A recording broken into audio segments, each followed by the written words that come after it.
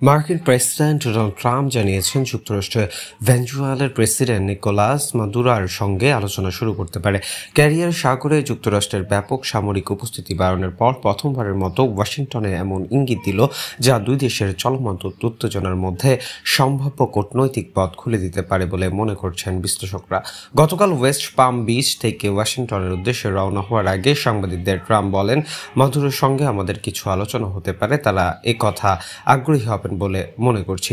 তবে আলোচনা কি বিষয়ে কোন পর্যায়ে হতে পারে সে বিষয়ে বিস্তারিত কিছু জানাননি তিনি।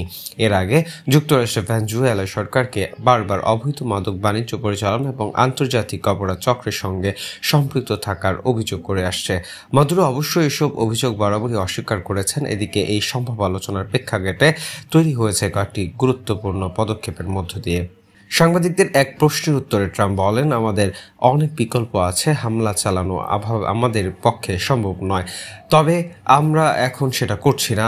তিনি আরও বলেন, আমরা মাদক ব্যবসায়ী বা মাদককে আমাদের দেশে ঢুকতে দেব না। সব মিলিয়ে কূটনৈতিক অভিযোগ আরও সামরিক প্রস্তুতির এই জটিল পরিস্থিতির মাঝে ট্রাম্পের আলোচনার ইঙ্গিতকে অনেকই সম্ভাব্য উত্তেজনা প্রমোশনে একটি জানানো মনে হয়।